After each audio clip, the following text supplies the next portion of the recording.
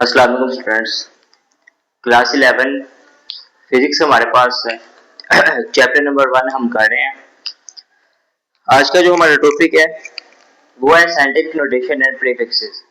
दोनों important short question में भी पूछे जा सकते हैं और साथ में एमसीक्यूज के तौर में भी पूछी जा सकती है। ये टॉपिक को ना मैंने दो चीज़ों पे डिवाइड की है। सबसे पहले साइंटिफिक नोटेशन, उसके बाद प्रीफिक्सेस। सबसे पहले हम देखते हैं साइंटिफिक नोटेशन होती क्या है। इसकी डेफिनेशन मैंने लिखी है, नंबर्स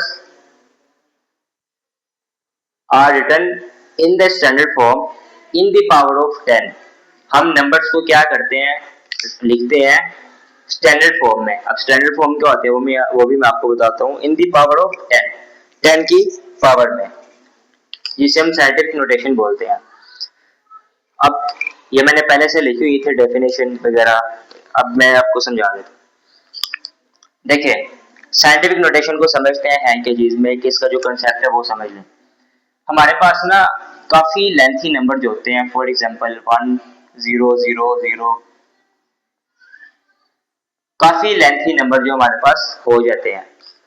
तो एक हमारे पास मेथड है कि इन नंबर्स को ना हम स्मॉल नंबर्स में कन्वर्ट कर सकते हैं, और वो मेथड ही हमारे पास साइंटिफिक नोटेशन का मेथड है। ठीक है, हमारे पास काफी लार्ज नंबर्स को ना, अगर इसकी सिंपल बात करें, लार्जर नंबर्स को हम एक स्टैंडर्ड फॉर्म में लिखते हैं। मतलब स्टैंडर्ड फॉर्म इस तरह की फॉर्म में लिखते हैं कि हम उसको इजीली लिख सकें और छोटी फॉर्म में लिख सकें, ना कि बड़ी फॉर्म।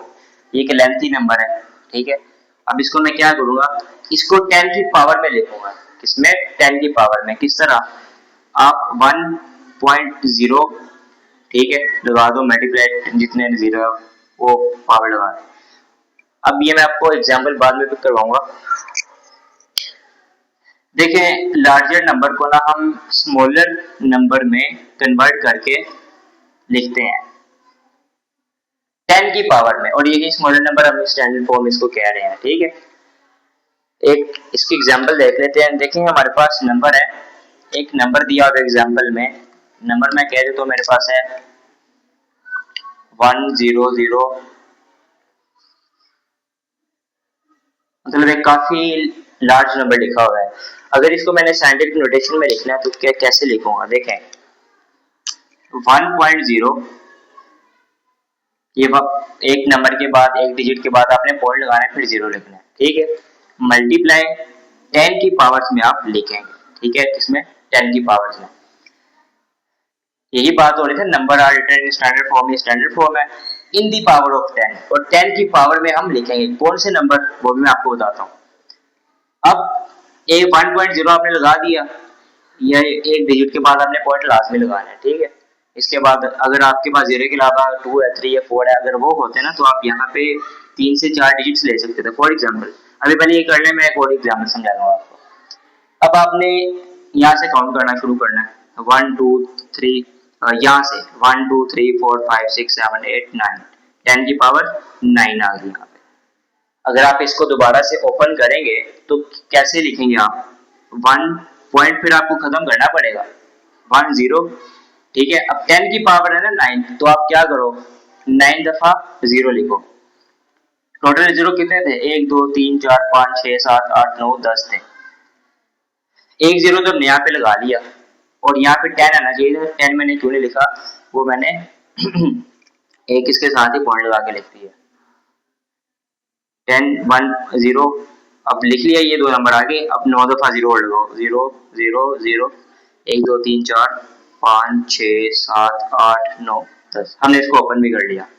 मतलब हमारे पास काफी एक लार्ज नंबर को हम जब स्टैंडर्ड फॉर्म में लिखते हैं, स्मॉल फॉर्म में लिखते हैं, तो वो हमारे पास एक मेथड होता है साइंटिफिक मेथड, साइंटिफिक नोटेशन का मेथड, जिसे हम अपने नंबर्स को 10 की पावर में लिखते हैं। ठीक है, एक और एग्जांपल ले लेते हैं। एक हमारे पास नंबर है 2569। अगर हमने इसको साइंटिफिक नोटेशन में लिखना है तो क्या करेंगे, 2.5 मल्टीप्लाई 10 की पावर, अब यहाँ से काउंट करना शुरू, पहले को नहीं काउंट करना, 1 2 3, पावर आ गई 3। मतलब एक लार्ज नंबर को स्मॉल नंबर्स में कन्वर्ट करने के लिए हमारे पास साइंटिफिक नोटेशन का मेथड यूज किया जाता है। लार्जर नंबर को स्मॉलर नंबर में लिखने का मेथड साइंटिफिक नोटेशन है, सिंपल अगर बात करें तो। नेक्स्ट आपके पास है प्रीफिक्सेस। प्रीफिक्सेस क्या होते हैं? देखिए, प्रीफिक्सेस आर वर्ड्स और letters added before SI units are called prefixes. Prefixes ऐसे वर्ड्स और लेटर्स होते हैं जो एसआई यूनिट से पहले फिक्स होते हैं। ठीक है, क्या होते हैं? जो फिक्स होते हैं एसआई यूनिट से पहले। फॉर एग्जाम्पल अगर मैं लिखता हूँ, एक एग्जाम्पल ले लें, एक मैं कह रहा हूँ कि मेरे पास एक वेट है जो कितना है, 20,000 ग्राम है। कितना है? 20,000 ग्राम एक मेरे पास वेट पड़ा हुआ है। तो इसको मैं किस तरह लिख सकता हूँ? आपको पता है अगर 1000 हो, अगर 1000 हो, 1000 ग्राम किसके इक्वल होता है हमारे पास? 1 केजी के। कितने? ये 1000 ग्राम हमारे पास किसके इक्वल होता है? 1 केजी के इक्वल होता है। ये आपको पता होना चाहिए। अब ये प्रीफिक्स में आपको समझाऊंगा, ये वही चीज समझा रहा हूँ। देखें, इसको मैं 20,000 ग्राम को मैं किस तरह लिख रहा हूँ? 20 मल्टीप्लाई 10 की पावर 3 ग्राम्स। ये 20 है ना, और ये 1000 में आ रहे हैं, इसके साथ 1 भी है, 1000। कितना है? 20 मल्टीप्लाई 10 की पावर 3 ग्राम्स। ठीक है, अब ये देखें यहाँ पे मैंने कितना लिखा है? 10 की पावर 3 ग्राम्स। अब ये जो मेरे पास है ना 10 की पावर 3, ये मेरे पास प्रीफिक्स है, मतलब जो ऐसे यूनिट से पहले फिक्स होते हैं।